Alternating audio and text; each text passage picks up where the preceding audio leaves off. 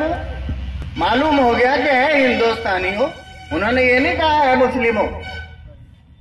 जैसे कि रब्बुल आलमीन और रहमतुल्लिल आलमीन का मामला आता है, वाह वाह, वैसे ही मामला यहाँ है। तो उन्होंने कहा कि है लोगों, तुम्हें तहजीब और अखलाक की ज्यादा जरूरत है। और ये कहां से मिलेगा? ये मिलेगा किसी जबान की तहजीब से, यानी ऐसे अल्फाज से कि जिन्हें अदा करने से हमारी बॉडी लैंग्वेज, हमारी जिस्मानी खतीबाना कुव्वत, हमारी नक्लो हरकत ये बता दे कि आप तमीज से हैं या बेतमीज हैं। तो बेतमीज से बातमीज बनाने वाली जो शय है वो जबान है। बेश।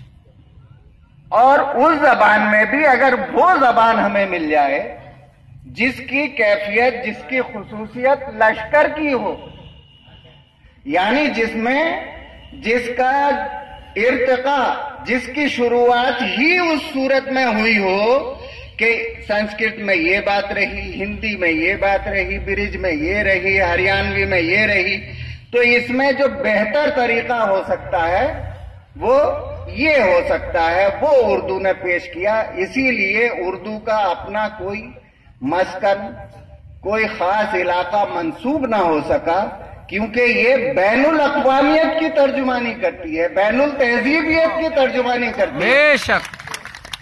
ये आपको ऐसा नहीं कि मुसलमानों से ही मंसूब करने से काम चलता है। आप पिछली रिवायत में देख लीजिए, आज भी देख लीजिए, अशोक साहिल, उर्दू के चंद लफ्ज हैं जब से जबान पर, तहजीब मेहरबान है मेरे खानदान पर। क्या कहना है? क्यों कह दिया उस आदमी ने? अशोक साहिल ने। भाई उनकी रिवायात तो दूसरी है, देवमाला ही है, हिंदुस्तानी असातीर की हैं, मगर कहा क्या? मेरे खानदान पर मेहरबान है क्या? तहजीब। लखनऊ में ओरिएंटेशन के दौरान मैंने वहां पे जब हमारे जितने भी वो थे उनको एक लेक्चर प्रेजेंटेशन देना होता था, तो मैंने उनको कहा जनाब आदाब। 4 मराठी खड़े हो गए, सर दिस इज रॉन्ग। हमने व्हाट इज रॉन्ग? कि सर हम लखनऊ में हैं।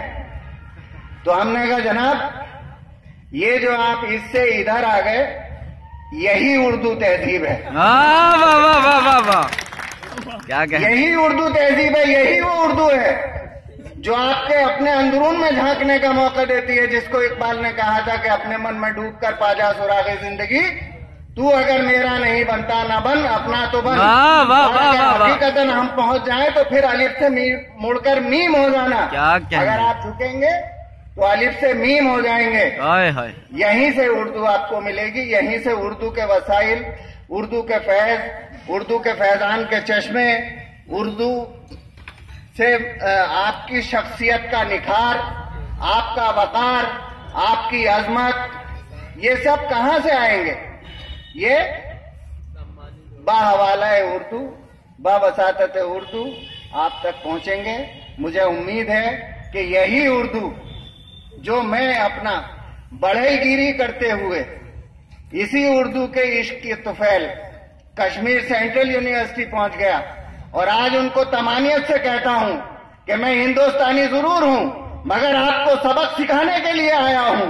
वाह वाह वाह वाह वाह वाह, क्या कहने हैं? देखिए सबक सिखाने का, फिर उनको बताता भी रहता हूं कि देखिए हमने ऐसे आपको सबक सिखा दिया, आप सबक सीख रहे हैं, हम सबक सिखा रहे हैं। यही उर्दू का कमाल है, और ये उर्दू हमेशा हमेशा सबक सिखाती रहेगी, हमें भी और आपको भी। अल्लाह ताला हमें तौफीक दे कि हम इससे इस्तेफादा करें और इसको मजीद तक़वियत के रास्ते इसको फरोग देने के लिए कोशिश रहें, अमली सबूत दें। बहुत मेहरबानी, बहुत शुक्रिया। क्या कहने हैं? तमाम लोग मुझे माफ फरमाएंगे, मैंने उनके अस्माए गिरामी इस्तेमाल करते हुए उनके साथ ताजीमी और तकरीमी अल्फाज का एहतमाम नहीं किया है। इंशाअल्लाह रहमान इसके लिए खुसूसी दावत पे कभी मौका रहेगा तो जरूर आना।